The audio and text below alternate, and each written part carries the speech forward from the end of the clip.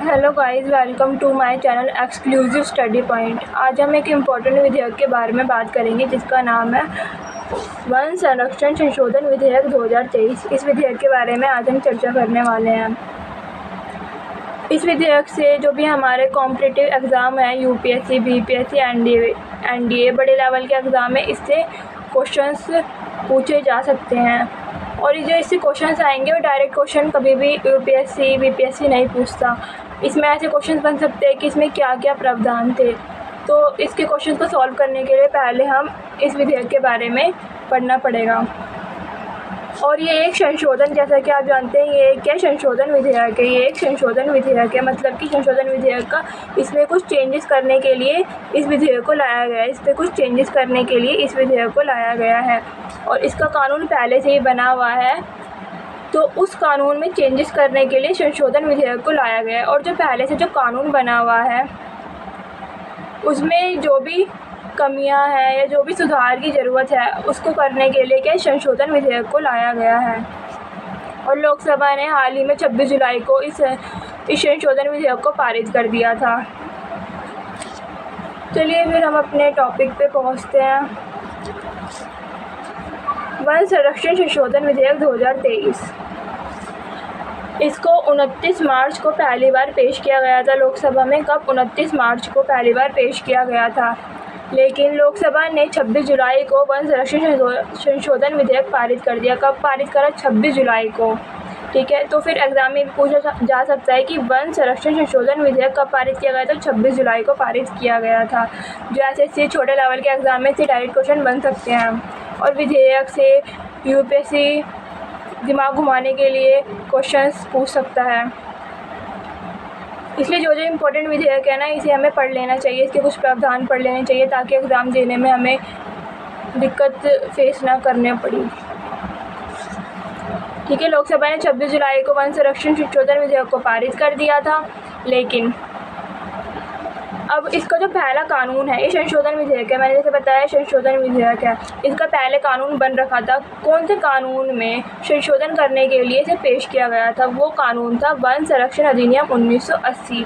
इसमें चेंजेस लाने के लिए इस वन संरक्षण संशोधन विधेयक को क्या पारित किया गया था।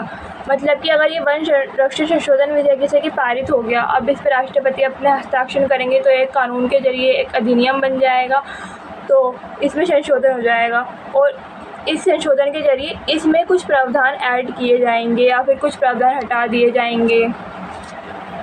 ठीक है, अब ये किस मंत्रालय के अंतर्गत आता है?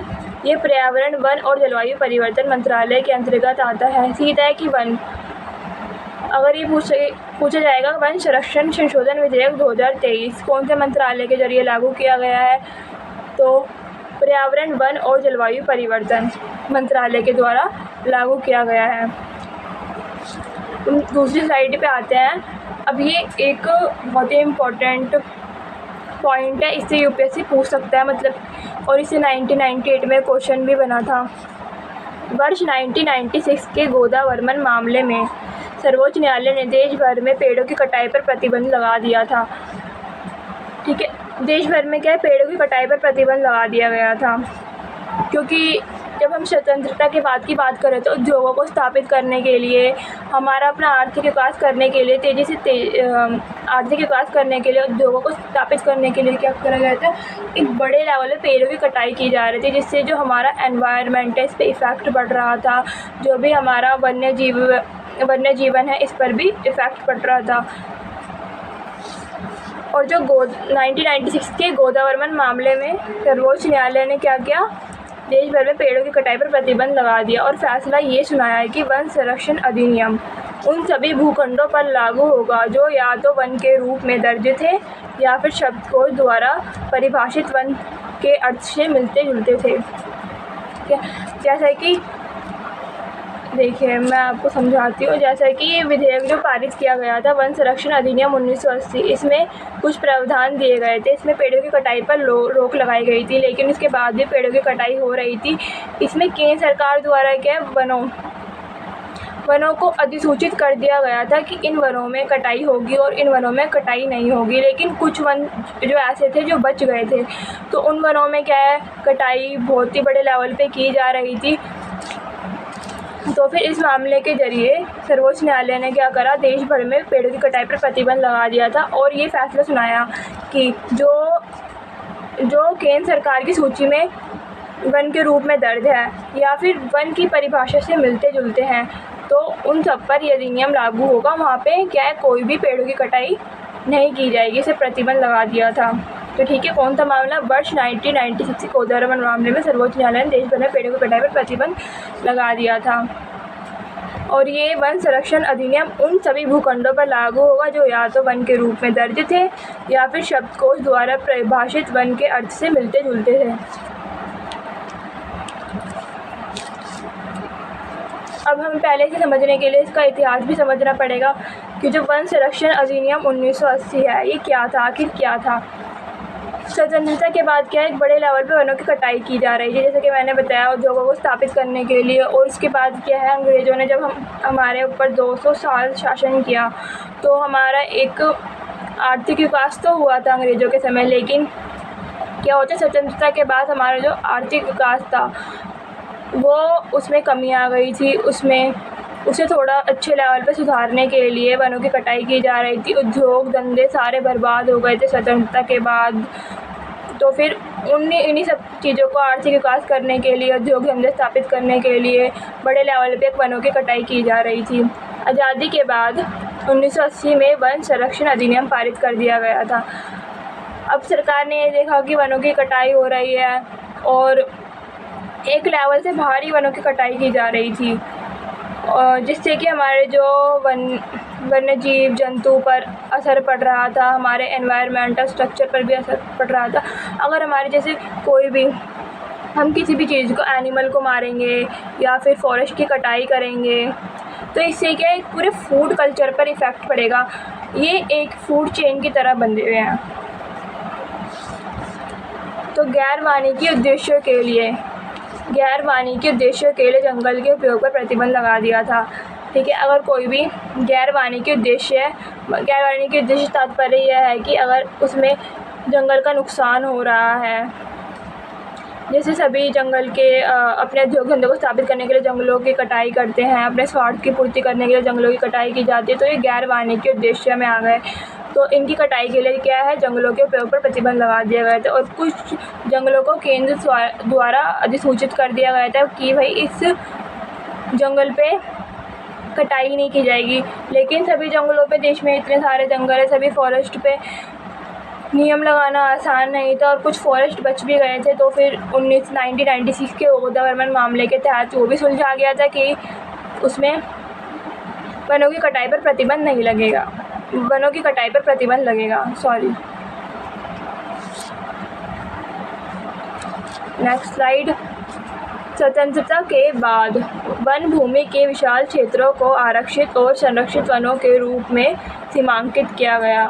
क्या जो भी वन भूमि के विशाल क्षेत्रों को क्या है, रिजर्व फॉरेस्ट और जो भी संरक्षित वनों के रूप में सीमांकित कर दिया गया था, लेकिन कई जंगलों को शामिल नहीं किया गया था। एक बड़े लेवल पे भारत देश में जंगल पाए जाते हैं और सभी जंगलों की सूची तैयार करना आसान नहीं होता, तो कुछ जंगल रह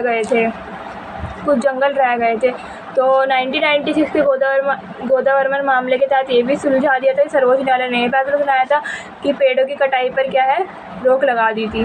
पेड़ों की कटाई नहीं की जाएगी जो वन के रूप में अधिसूचित हैं या वन के रूप में परिभाषित हैं, उन पेड़ों की कटाई नहीं की जाएगी।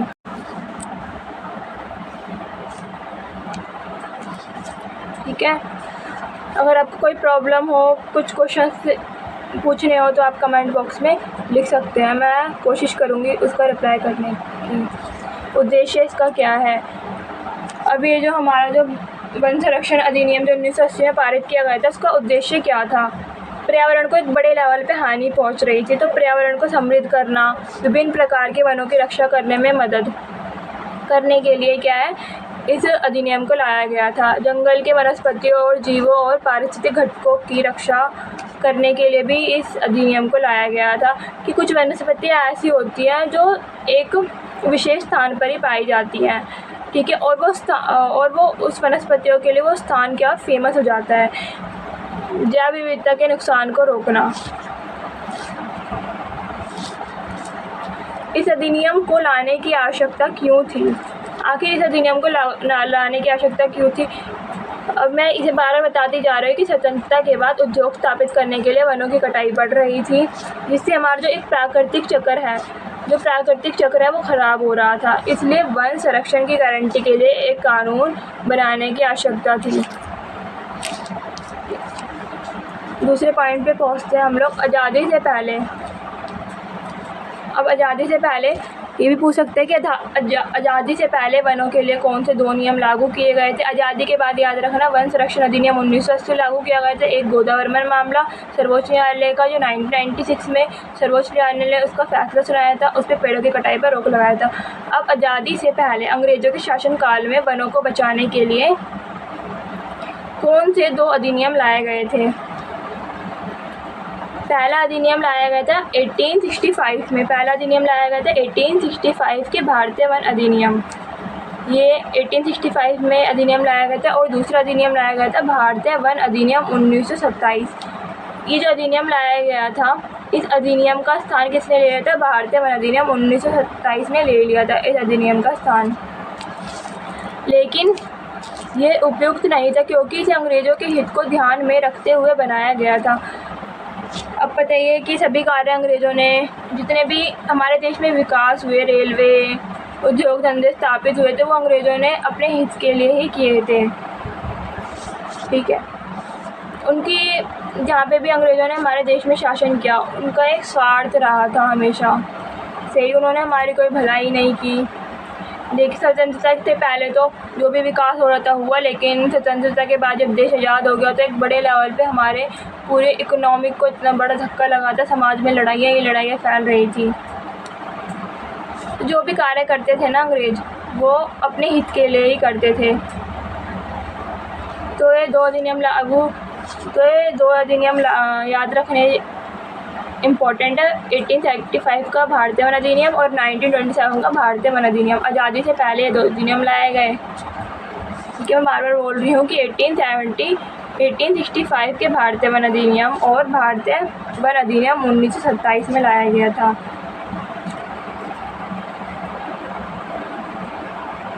अब हम नेक्स्ट पॉइंट पे आते हैं, इसके लक्ष्य क्या थे आखिर। स्लाइड कहाँ चली गई? हाँ, ये इसके लक्ष्य क्या थे? वन संरक्षण अधिनियम 1980 की महत्वपूर्ण धाराएं क्या थी? अब इसमें एक इम्पोर्टेंट पॉइंट है, जो वन संरक्षण अधिनियम 1980 था, ये किस राज्य में लागू नहीं हुआ था? जम्मू कश्मीर राज्य में लागू नहीं हुआ था, और जम्मू कश्मीर राज्य में लागू भी नहीं है। देखो, जम्मू कश्मीर को छोड़कर पूरा देश, जो पूरा भारत देश था, इस कानून के अधीन है। सिवाय जम्मू कश्मीर के पूरे भारत देश में जितने भी राज्य हैं वो इस कानून के अधीन है। इस कानून का उन्हें पालन करना पड़ेगा।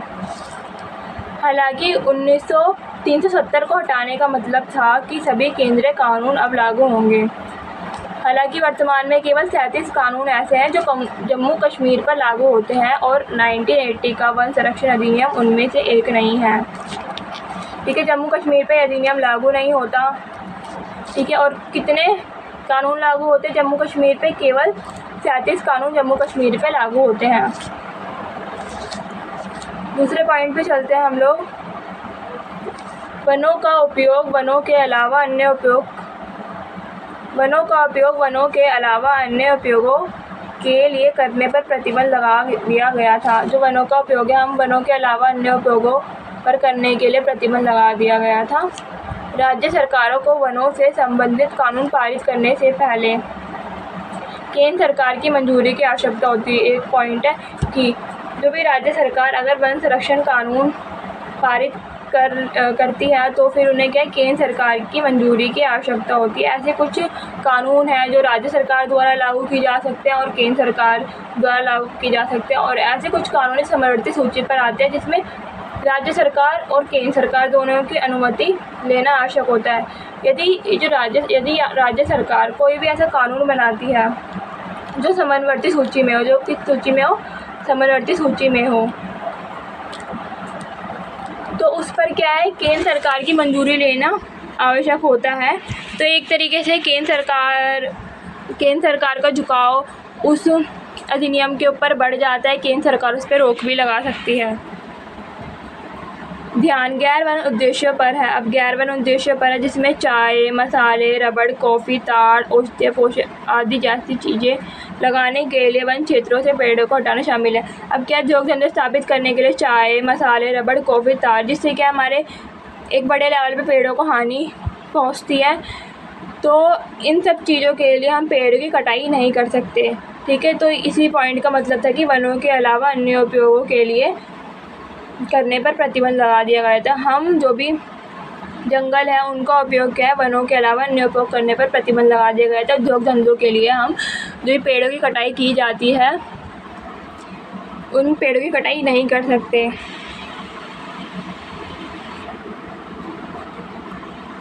हमारा दूसरा पॉइंट ये है कि वनों के संरक्षण पर केंद्र सरकार की सलाह से संबंधित मुद्दों पर सलाह देने के लिए केंद्र एक सलाहकार समिति की स्थापना कर सकता है। क्या केंद्र सरकार एक सलाहकार समिति की भी स्थापना कर सकता है?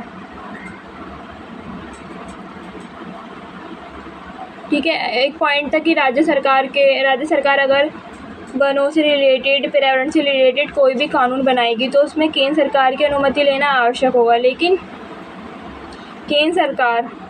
अगर केंद्र सरकार को किसी भी अधिनियम के लिए कुछ सलाह चाहिए कि हाँ भाई ये अधिनियम सही है या नहीं है, इससे क्या क्या प्रभाव पड़ेंगे, तो उसके लिए वो एक सलाहकार समिति की भी स्थापना कर सकती है। दूसरे पॉइंट पे चलते हैं।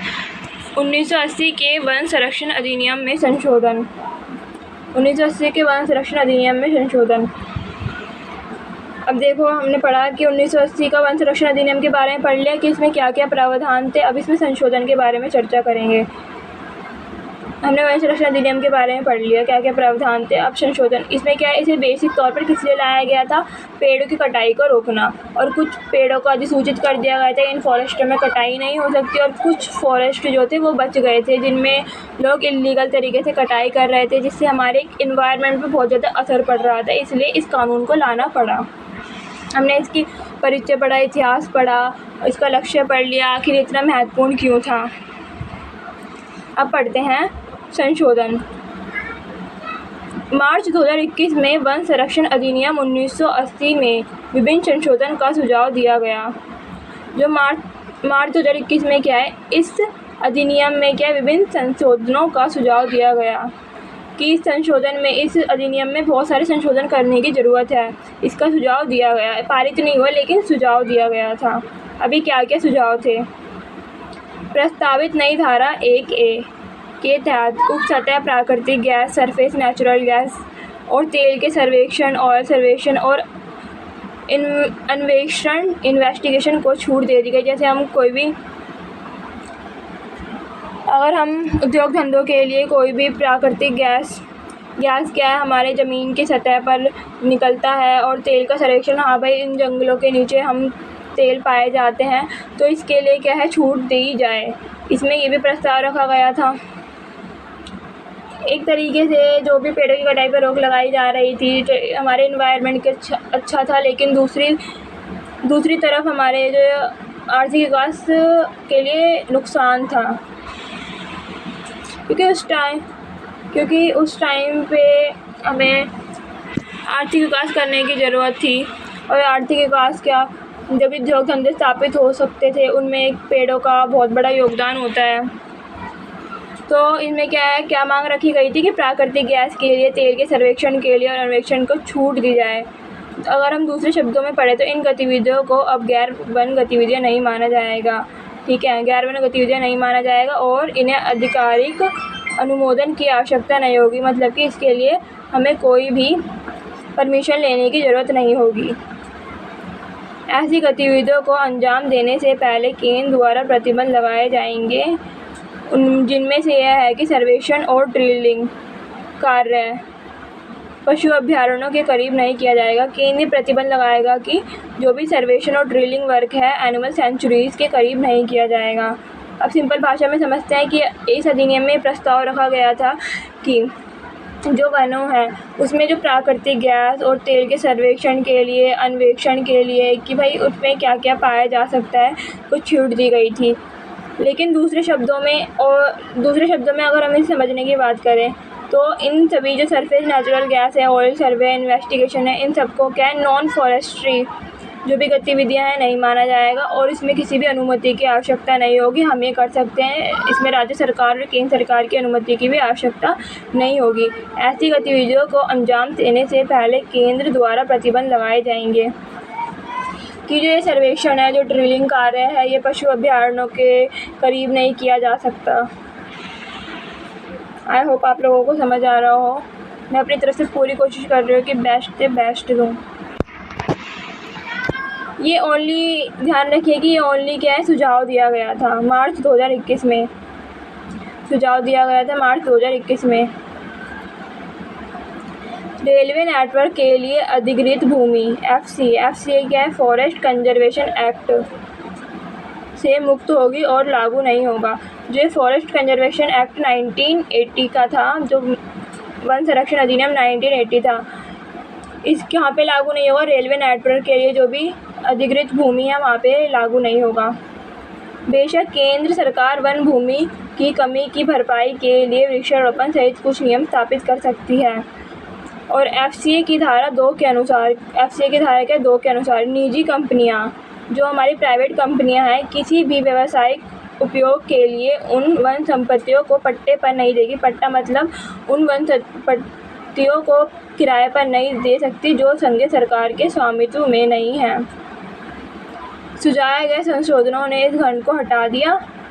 परिणाम स्वरूप राज्य सरकार संघीय सरकार की अनुमति के बिना वन भूमि किराए पर लेने की स्वतंत्रता होगी। ये भी रखा गया कि राज्य सरकारों को ना, संघीय सरकार जो केंद्र सरकार है हमारी, उसकी अनुमति के बिना वन भूमि किराए पर लेने की स्वतंत्रता होगी।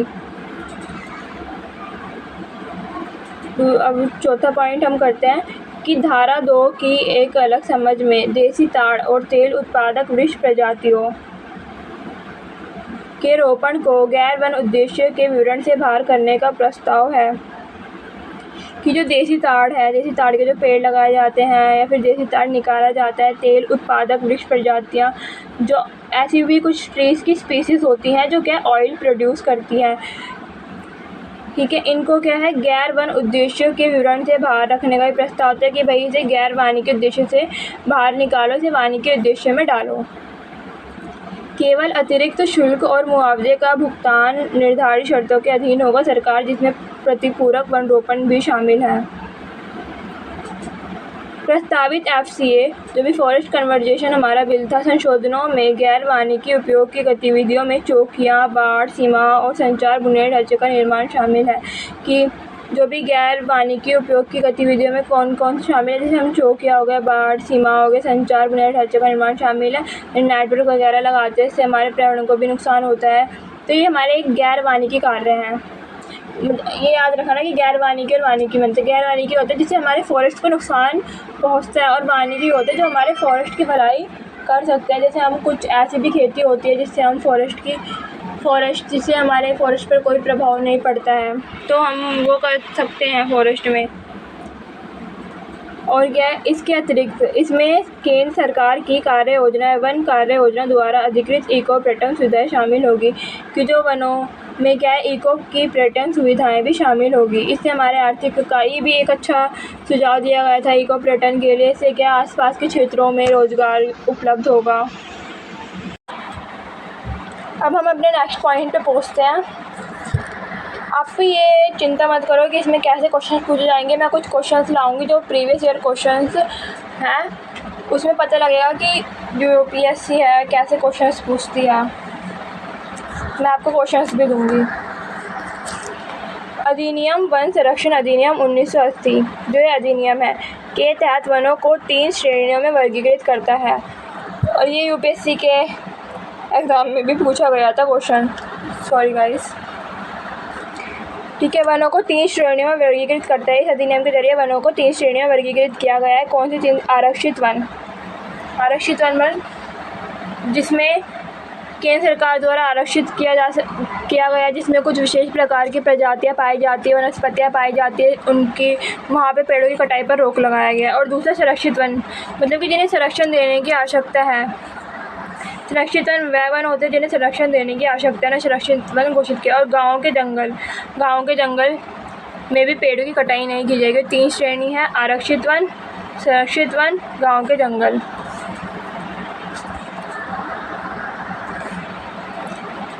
अभी इस जो वन संरक्षण अधिनियम 1980 है, जिसके बारे में हमने चर्चा की थी, उसके कुछ क्वेश्चंस हैं जो आपको करने हैं। जैसे वन संरक्षण अधिनियम किस वर्ष लागू किया गया था, ये मैंने आपको बता दिया, आपको कमेंट में इसका आंसर देना है। वन अनुसंधान केंद्र कहाँ स्थित है? किस मामले को वन संरक्षण मामले के रूप में जाना जाता है? अभी मैंने अच्छे से बताया था कि उस मामले में सुप्रीम कोर्ट ने क्या फैसला सुनाया था, तो आप कमेंट बॉक्स में इसका आंसर बताना। वन संरक्षण अधिनियम 1980 के संबंध में भारत में कुल वन और वृक्ष आच्छादन कितना परसेंटेज है? मतलब कि भारत में कुल वन और जो वृक्ष का जो आवरण है, जो स्तर है, वो कितना % है? वन संरक्षण अधिनियम कब लागू हुआ था, ये भी बताना है। और वन संरक्षण अधिनियम 1980 से संबंधित 2 महत्वपूर्ण मामलों के नाम बताइए। एक मामला तो मैंने बता दिया था और एक आपको सोशल मीडिया सर्च करके आपको बताना है। ओके गाइस, चलिए फिर हम अपने मेन टॉपिक पे आते हैं, संशोधन विधेयक पे आते हैं। आखिर वन संशोधन विधेयक में किस प्रकार के संशोधन की मांग की गई थी और किस मंत्रालय के अधीन आता है? पर्यावरण, वन और जलवायु परिवर्तन मंत्रालय के अधीन आता है ये विधेयक। लोकसभा ने 26 जुलाई को वन संशोधन विधेयक को पारित कर दिया। कब? 26 जुलाई को वन संरक्षण संशोधन विधेयक को पारित कर दिया था लोकसभा ने। जो विधेयक वन संरक्षण अधिनियम 1980 में संशोधन करने के लिए पेश किया गया, जैसे कि बताया, इस अधिनियम में संशोधन करने के लिए कौन सा विधेयक पेश किया गया है? वन संरक्षण संशोधन विधेयक 2023 में पारित किया गया और वन संरक्षण अधिनियम 1980 में संशोधन करने के लिए ये विधेयक लाया गया था। इसमें संशोधन करने के लिए ये विधेयक लाया गया था। ये बिल जो है अधिनियम के दायरे को बढ़ाता है। सॉरी फ्रेंड्स, यहाँ पे दायरा आएगा, थोड़ा गलत हो गया है। हिंदी टाइपिंग में ऐसे मिसप्रिंट हो जाते हैं, दायरा आएगा। अधिनियम का नाम बदलकर वन संरक्षण और संवर्धन अधिनियम 1980 कर दिया है। ये भी आ सकता है, इस अधिनियम का नाम बदलकर क्या रख दिया? वन संरक्षण एवं संवर्धन अधिनियम 1980 रख दिया गया। इसमें जो दायरे हैं, इनको बढ़ाने के लिए और इनकी स्पष्टता को दर्शाने के लिए इसका अधिनियम का नाम बदलकर वन संरक्षण और संवर्धन अधिनियम 1980 रख दिया है। किसका नाम बदलकर? वन संरक्षण अधिनियम 1980 का नाम बदलकर ये नाम रख दिया है। ठीक है, जैसा कि जो संशोधन विधेयक है, मैं आपको इजी लैंग्वेज में बता दूँ, जो वन संरक्षण अधिनियम 1980 है, इसमें कुछ सुधार करने के लिए ये विधेयक लाया गया था, जो लोकसभा ने पारित कर दिया था। अब इसमें जो भी सुधार होंगे उसके प्रावधानों को इसमें शामिल कर दिया जाएगा। ठीक है, एक तरीके से इनके प्रावधानों को शामिल कर दिया जाएगा। ठीक है, फिर जो ये प्रावधान है इसमें शामिल हो जाएंगे 1980 में, तो इसी का नाम बदलकर, इसकी दायरे को जो बढ़ा रहा है ये जो संशोधन विधेयक है, इसलिए इसका नाम बदल कर क्या है? वन संरक्षण, कि वनों का संरक्षण भी होगा और संवर्धन भी होगा। अब इसकी सुरक्षा की जाएगी और आर्थिक विकास भी हो सकता है इनसे। अधिनियम 1980 कर दिया गया इसका नाम। ठीक है फ्रेंड, आई होप आपको समझ आ रहा है। कोई भी दिक्कत हो आप कमेंट बॉक्स में कमेंट कर दीजिएगा।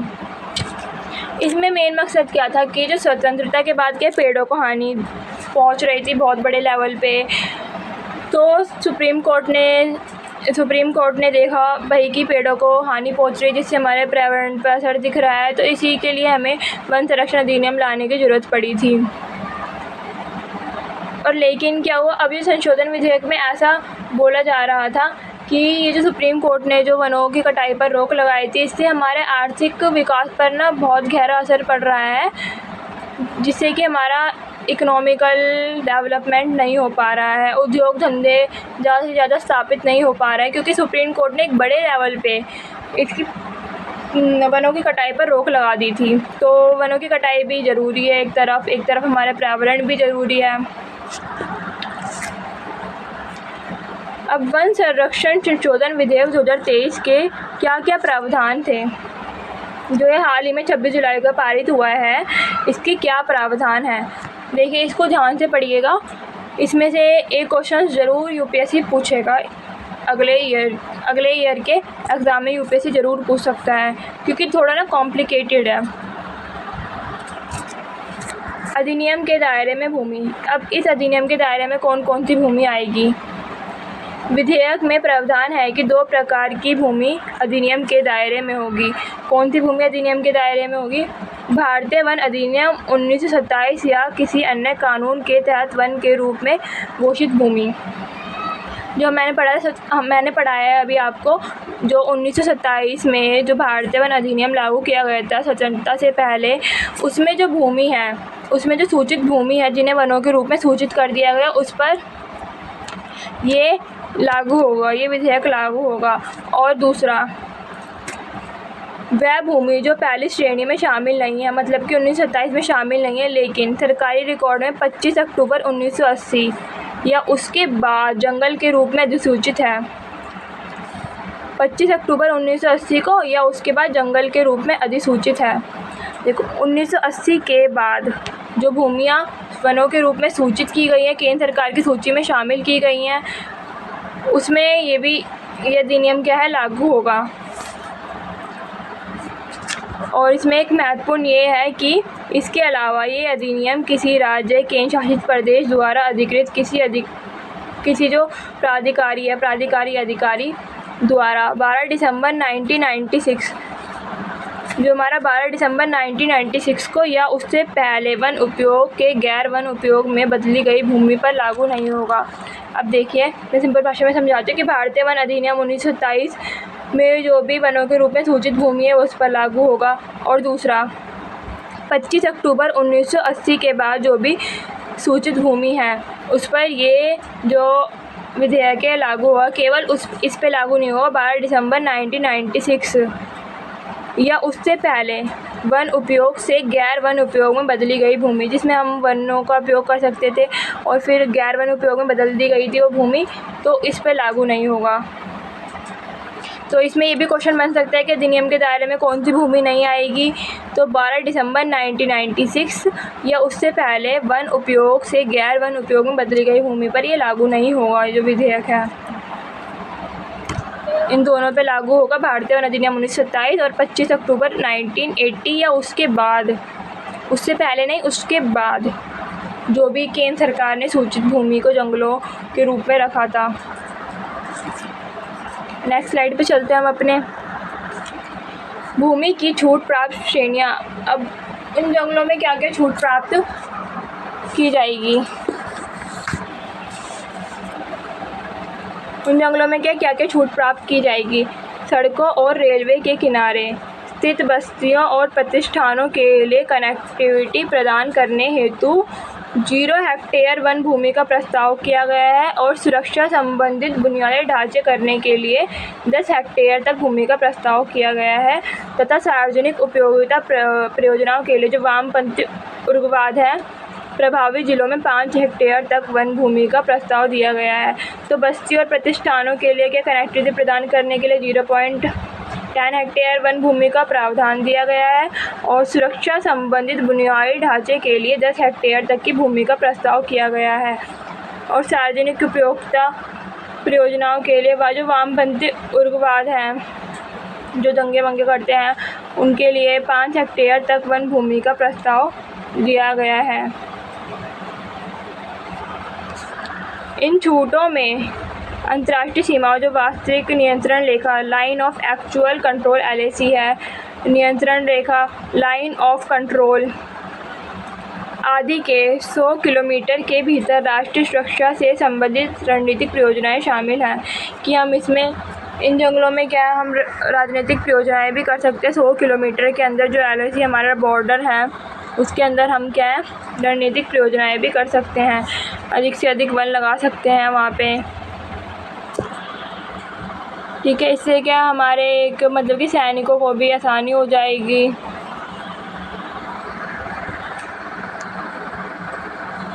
दूसरे पॉइंट पे चलते हैं। वन भूमि का जो असाइनमेंट पट्टा है, जो भी किराए पे जो वन भूमि दी जाती है, जैसे कि हमने पढ़ा था कि कोई भी जो प्राइवेट कंपनी है अपने व्यावसायिक उपयोग के लिए वनों की कटाई नहीं कर सकती। ठीक है, वनों की कटाई नहीं कर सकती। और जो राज्य सरकार अगर किसी को भी पट्टे पर देगी तो फिर उसे क्या है, केंद्र सरकार की इससे अनुमति लेने की आवश्यकता है। अधिनियम के तहत राज्य सरकार को सरकार के स्वामित्व या नियंत्रण के बिना किसी भी इकाई को वन भूमि आवंटित करने के लिए केंद्र सरकार की पूर्व मंजूरी की आवश्यकता होगी। इसमें भी पूर्व मंजूरी चाहिए कि भाई अगर वो किसी भी प्राइवेट संस्था को या फिर किसी भी सरकारी संस्था को पट्टे पर देगी तो उससे केंद्र सरकार से पहले अनुमति लेनी पड़ेगी। विधेयक में यह शर्त सभी संस्थाओं पर लागू की गई, चाहे वो हमारी कॉर्पोरेट हो या फिर गवर्नमेंट हो या फिर प्राइवेट हो, सभी संस्थाओं पर लागू की गई है। अब जो पहले वाला विधेयक था ना हमारा वन संरक्षण अधिनियम 1980 का विधेयक, ये केवल ना मतलब कि प्राइवेट संस्थाओं को ना राज्य सरकार क्या करती थी, पट्टे पर दे देती थी केंद्र सरकार की मंजूरी के साथ। लेकिन अब इसमें क्या एकरूपता लाने के लिए ना इस संशोधन विधेयक को क्या है, सभी संस्थाओं पर लागू कर दिया गया, चाहे वो सरकारी हो, चाहे वो कॉर्पोरेट सरकारी और निजी संस्थाओं के द्वारा चलाई जा रही हो। ठीक है, और इसके लिए ये भी आवश्यक है कि पूर्व अनुमोदन केंद्र सरकार द्वारा निर्धारित नियम और शर्तों के अधीन हो। जो केंद्र सरकार ने निर्धारित नियम और शर्त दिए हैं उसके अधीन हो यह असाइनमेंट या पट्टा, जब भी केंद्र सरकार इस पर क्या अनुमति देगी। अब वानिकी गतिविधियाँ, फॉरेस्ट्री जो गतिविधियाँ होती हैं जिससे हमारे वनों को एक बड़े लेवल पे जिससे हमारे वनों में क्या है एक सकारात्मक प्रभाव पड़ता है। एक बड़े लेवल पे क्या है, अधिक से अधिक वनों को प्रोत्साहन देने की गतिविधियाँ होती हैं। वनों के अंदर ही ऐसी गतिविधियाँ की जाती है जिससे हमारे ये वनों को हानि ना पहुँचे। इस सूची में और गतिविधियाँ जोड़ता है, और जैसे वन्य जीव संरक्षण अधिनियम 1972 के तहत संरक्षित क्षेत्रों के अलावा अन्य वन क्षेत्रों में सरकार या किसी प्राधिकरण के स्वामित्व वाले चिड़ियाघर और सफारी, इको टूरिज्म सुविधाएं, सिल्वीकल्चर ऑपरेशन, और चौथा केंद्र सरकार द्वारा निर्देशित कोई अन्य उद्देश्य है। कि भाई इसमें क्या है, जो संशोधन विधेयक है इसमें क्या है, हम जो वन्य जीव संरक्षण अधिनियम 1972 में लाया गया था उसमें कुछ क्षेत्रों को संरक्षित क्षेत्र घोषित कर दिया गया था। उन क्षेत्रों के अलावा संरक्षित क्षेत्रों के अलावा जो कि वन्य जीव संरक्षण अधिनियम 1972 के तहत लागू किया गया था, उन क्षेत्रों के अलावा हम क्या कर सकते हैं, अन्य वनों क्षेत्रों में सरकार या किसी अधिकारी के स्वामित्व वाले चिड़ियाघर और सफारी का निर्माण भी कर सकते हैं। वहाँ पे इको टूरिज्म सुविधाएं भी दे सकते हैं। वन विकास को बढ़ाने के लिए प्रोत्साहित भी कर सकते हैं केंद्र सरकार द्वारा, फिर कोई अन्य कानून भी लगा सकते हैं उन्हीं क्षेत्रों में जो 1972 के वन्य जीवन संरक्षण अधिनियम के अंतर्गत नहीं आते। वहाँ पे हम वानिकी गतिविधियाँ कर सकते हैं। वन क्षेत्रों में सर्वेक्षण एवं जांच को गैर वानिकी गतिविधियाँ, अब इसमें मान दिया कि वन क्षेत्रों में सर्वेक्षण और जांच को गैर वानिकी गतिविधियाँ नहीं माना जाएगा। अब देखो, जैसे कि हमने पहले वाले कानून में पढ़ा था 1980 के कानून में हमने ये पढ़ा था कि गैर वानिकी गतिविधियों पर प्रतिबंध लगा दिया। उद्योग धंधे स्थापित करने के लिए कोई भी जो निजी संस्था है वो वनों की कटाई नहीं करेगी। लेकिन अब उनमें जो सर्वेक्षण है और जांच, उनमें जो भी जांच की जाएगी, भाई हाँ यहाँ पे ऑयल मिल जाएगा हमें, तो इन्हें गैर वानिकी गतिविधियाँ नहीं माना जाएगा। ठीक है, इसमें एक और प्रावधान दिया गया है कि स्थानीय समुदाय को सशक्त बनाना, कि हम वहाँ पे रहने वाले जो वनों के किनारे जो बस्तियाँ हैं या फिर वहाँ पे रहने वाले जो स्थानीय समुदाय हैं उनको सशक्त कैसे बना सकते हैं, मजबूत कैसे बना सकते हैं। वहाँ पे चिड़ियाघर, सफारी और इको टूरिज्म की स्थापना करके, इससे क्या होगा, हमारे जो स्थानीय समुदाय हैं उनको रोज़गार के अवसर मिलेंगे और हमारे इकोनॉमिकल डेवलपमेंट पे भी काफ़ी प्रभाव डालेगा। ठीक है, तो चिड़ियाघर और सफारी और इको टूरिज्म की स्थापना जैसी गतिविधियों को प्रोत्साहित करता है जिनका स्वामी सरकार के पास होगा। साथ ही ये सुरक्षित क्षेत्रों के बाहर अनुमोदित योजनाओं में स्थापित किया जाएगा। ये गतिविधियाँ न केवल वन संरक्षण तथा वन्य जीव संरक्षण के बारे में जागरूकता बढ़ाती हैं, बल्कि स्थानीय समुदाय के लिए आजीविका के अवसर भी उत्पन्न करती हैं, उन्हें समग्र विकास के साथ एकीकृत करती हैं। ठीक है फ्रेंड्स, तो चिड़ियाघर हम सफारी इको टूरिज्म की स्थापना कर सकते हैं, जो वन संरक्षण अधिनियम में जो भी सुरक्षित क्षेत्र है उससे बाहर निकलकर, जिससे हमारे क्या है एक स्थानीय समुदाय में जागरूकता बढ़ेगी। और जब हम चिड़ियाघर और सफारी और इको टूरिज्म की स्थापना करेंगे तो एक बड़े लेवल पे हमें क्या रोजगार मिलेगा। दूसरा है अनुमोदित गतिविधियाँ। अधिनियम कुछ गतिविधियों को निर्देशित करता है जो जंगलों में की जा सकती है। अब कुछ ऐसी गतिविधियाँ जो जंगलों में की जा सकती है। जंगलों से बाहर कौन सी गतिविधियाँ की जाएगी? जंगलों से बाहर ये वाली गतिविधियाँ की जाएगी। चिड़ियाघर, सफारी, इको टूरिज्म की स्थापना की जाएगी जंगलों से बाहर। अब जंगलों के अंदर हम कौन कौन सी गतिविधियाँ कर सकते हैं? चेक पोस्ट लगाना, बाड़ लगाना और पुल स्थापित करना। अब ये सारी गतिविधियाँ हमारे जो पहले अधिनियम 1980 के अधिनियम में नहीं थी, लेकिन इस वाले अधिनियम में है। विधेयक जो है चिड़ियाघर, सफारी, इको टूरिज्म सुविधाएँ चलाने की भी अनुमति देता है। कि हमने पढ़ लिया जो अनुमोदित गतिविधियाँ क्या क्या है, कि जो भी चेक पोस्ट हम लगा सकते हैं जंगलों में, बाड़ लगा सकते हैं, पुल स्थापित कर सकते हैं, लेकिन केंद्र सरकार सूचित कर देगी कि जो हमारा जो भी जीव जंतु हैं उनके करीब ये सारी चीज़ें ना हो, ये जो सारे जो भी कार्य हो रहे हैं ना हो, थोड़े दूर हो जंगलों से। अब एकरूपता लाने के लिए निजी संस्थाओं को पट्टे पर वन भूमि सौंपने से संबंधित मूल अधिनियम के मौजूदा प्रावधानों को सरकारी कंपनियों तक बढ़ा दिया गया। जैसा कि मैंने बताया था आपको कि जो पट्टे पर निजी संस्थाओं को भूमि दी जाती थी, लेकिन अब क्या है सरकारी कंपनियों को भी भूमि दी जाएगी पट्टे पर। विधेयक में नई गतिविधियाँ जोड़ी गई हैं। देखो नई गतिविधियाँ क्या है? लोकसभा द्वारा पारित विधेयक में, जो लोकसभा ने हाल ही में पारित विधेयक कराया है, प्रस्तावित संशोधन वनों के संरक्षण और संवर्धन के लिए अधिनियम की भावना को नवीनीकृत करेगा। ये संशोधन वनों की उत्पादकता बढ़ाने और वनों के बाहर वृक्षारोपण बढ़ाने और स्थानीय समुदाय की आजीविका आकांक्षाओं को पूरा करने के अलावा नियामक तंत्र को मजबूत करने में एक मील का पत्थर साबित होगा। कि इस अधिनियम के तहत क्या है? वनों के बाहर वृक्षारोपण बढ़ाने को प्रोत्साहन मिलेगा, वनों की उत्पादकता बढ़ेगी इस अधिनियम के तहत, और जो स्थानीय समुदाय की जो आजीविका की आकांक्षाओं को पूरा करने में क्या है बहुत ही लाभदायक साबित होगा।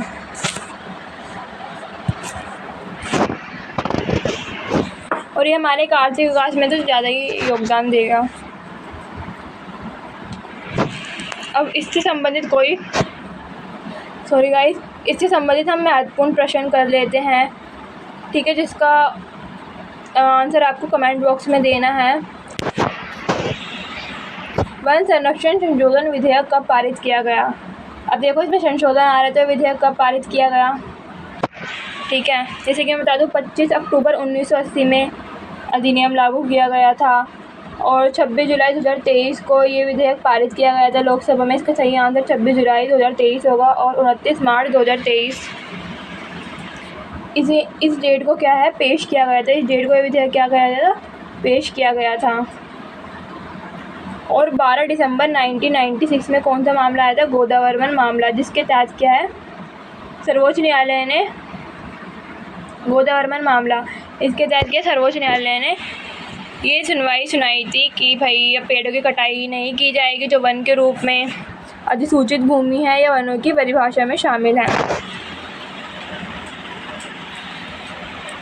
अधिसूचित भूमि वन संरक्षण संशोधन विधेयक 2023 के दायरे में है। अब मैंने आपको ये भी बताया था कि जो हमारा वन संरक्षण संशोधन विधेयक 2023 के दायरे में कौन कौन सी भूमि आती है, और ये भी बताया था मैंने आपको कि कौन कौन सी भूमि संशोधन के दायरे में नहीं आती है।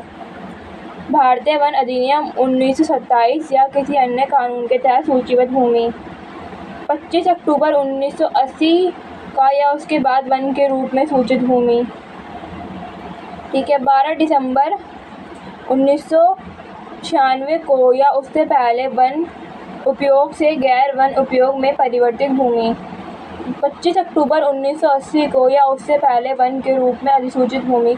कौन कौन सी इसके दायरे में आती है, हमें इस पर चर्चा करना है। ठीक है। अब मैंने बताया था कि भारतीय वन अधिनियम जो स्वतंत्रता से पूर्व लाया गया था किसी अन्य कानून के सूचीबद्ध भूमि, इसके दायरे, इस संशोधन के दायरे में ये भूमि आएगी।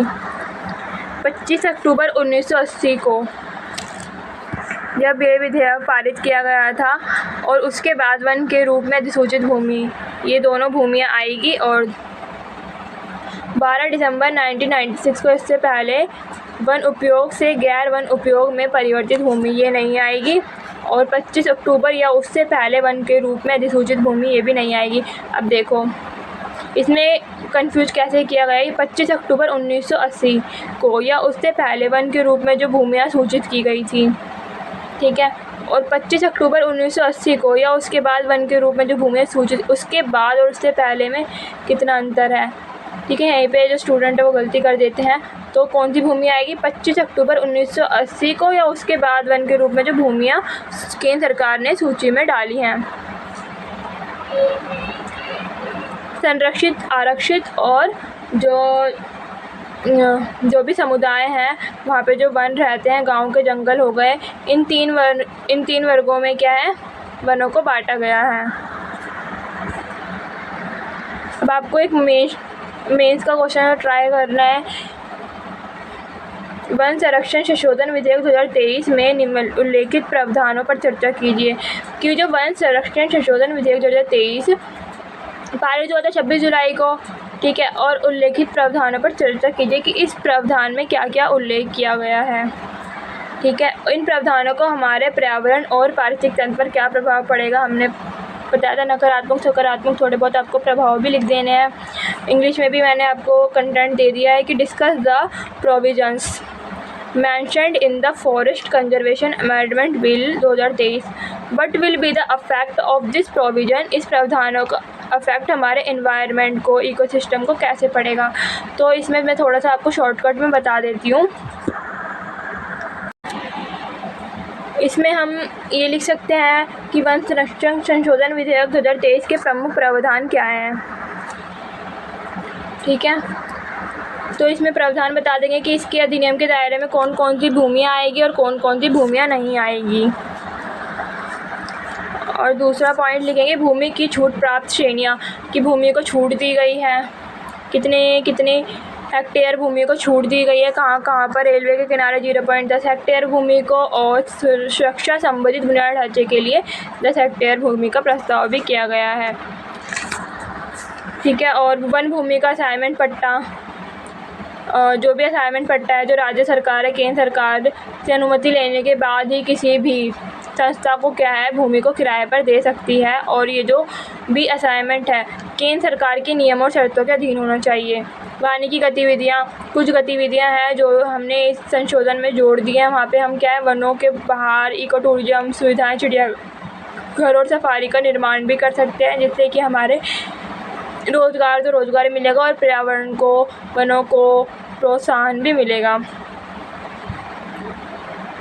अब क्या है, वन क्षेत्र में सर्वेक्षण, जो भी हमारा सर्वे होगा और जांच होगा, उन्हें गैर वानिकी गतिविधियाँ नहीं माना जाएगा। स्थानीय समुदाय को सशक्त बनाना, चिड़ियाघर, सफारी और इको टूरिज्म की स्थापना की गतिविधियों को प्रोत्साहित करके क्या हम एक बड़े लेवल पे क्या है, रोजगार अवसर प्राप्त करेंगे। अनुमोदित गतिविधियाँ, सारी अनुमोदित गतिविधियाँ हैं जो भी, जिस पर भी बैन लगा था 1980 में, जिस चेक पोस्ट, बाड़ लगाना, पुल स्थापित करना, जंगलों में कार्य नहीं किए जा सकते थे, लेकिन कार्य किए जाएंगे। विधेयक हम सफारी का, इको टूरिज्म सुविधाएं वहाँ पे कर सकते हैं, चेक पोस्ट, बाड़ लगाना। और ये ध्यान रखना कि हम कौन सी भूमि पर कर सकते हैं, जो 1927 में अधिसूचित भूमि है और 1980 या उसके बाद अधिसूचित भूमि है। इन दोनों भूमि पर हम ये सारे कार्य कर सकते हैं। एक रूपता लाने के लिए कि प्राइवेट संस्थाओं के साथ साथ इन संस्थाओं को भी दे दिया गया, सरकारी संस्थाओं को भी पट्टा दे दिया गया था, ठीक है। और इसमें एक दूसरा पॉइंट आपको लिखना है कि इन प्रावधानों का हमारे पर्यावरण पारिस्थितिक तंत्र पर क्या प्रभाव पड़ेगा। एक अच्छा प्रभाव भी पड़ेगा, एक बुरा प्रभाव भी पड़ेगा। एक तरफ जहाँ पे इको टूरिज्म, चिड़ियाघर, सफारी जैसे क्रियाएं करके हम वनों को प्रोत्साहन दे सकते हैं, अपने पर्यावरण जीवन पर एक सकारात्मक प्रभाव डाल सकते हैं।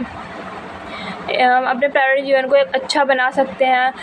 लेकिन दूसरी तरफ क्या होगा, वनों की ज़्यादा से ज़्यादा कटाई होगी, क्योंकि भाई प्राइवेट संस्थाओं के साथ साथ सरकारी संस्थाओं पर भी भूमि को पट्टे देने की घोषणा कर दी गई है। इस संशोधन के तहत यहाँ पे हम जो सर्वे का कार्य है वो भी अब नॉन फॉरेस्ट्री नहीं रह गया है, गैर वानिकी नहीं रह गया है, तो इससे भी हमारा एक पर्यावरण पर इफ़ेक्ट पड़ सकता है। अब जैसे हमारा जो नॉर्थ ईस्ट की साइड जो भी असम है, मेघालय, त्रिपुरा, वहाँ पे क्या था कि वन जो थे, वन की संख्या बहुत अधिक थी और पिछले कुछ सालों में ना वनों की बहुत अधिक कटाई की गई थी। तो इन सभी गतिविधियों के ज़रिए यहाँ पे जो सर्वे किए जाएंगे कि वहीं वहाँ पे ऑयल सर्वे होगा। अब इन सभी गतिविधियों के ज़रिए क्या है, वहाँ पे वनों को हानि भी पहुँच सकती है।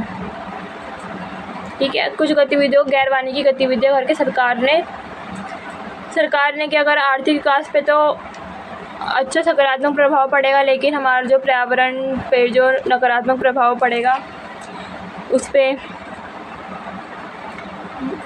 ठीक है, फिर पर्यावरण पे जो नकारात्मक प्रभाव पड़ेगा जो नॉर्थ ईस्ट वाले साइड में, जिससे कि उनका आर्थिक विकास पॉसिबल नहीं होगा। और जो नॉर्थ ईस्ट वाला साइड है वो काफ़ी फेमस है अपने इकोनॉमिकल स्ट्रक्चर के लिए, इकोनॉमिकल स्ट्रक्चर नहीं, पर्यावरण के लिए, एनवायरनमेंट के लिए। वहाँ पे कुछ ऐसी स्पीसीज़ है, कुछ ऐसी प्रजातियाँ, वनस्पतियाँ हैं जो सिर्फ उन जंगलों में ही पाई जाती हैं। जैसे हम बंगाल में सुंदरबन, जो कि एक बहुत बड़ा जंगल है, वहाँ पे जो बंगाल टाइगर, वो भी काफ़ी फेमस है।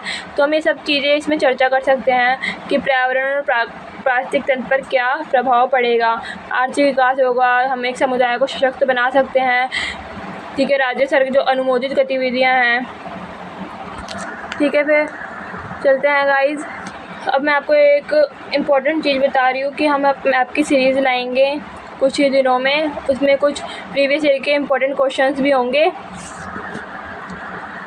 हम अपने यूट्यूब चैनल पे अपलोड कर देंगे, जो कि आपको काफ़ी हेल्पफुल होगा।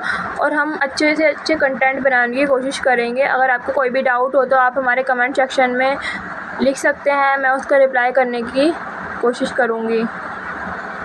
ठीक है गाइज़, ओके। आई होप आपको ये जो विधेयक है काफ़ी अच्छे से समझ आ गया होगा। अगर कोई प्रॉब्लम हो तो आप पूछ सकते हैं। ओके गाइस, तो चलते हैं।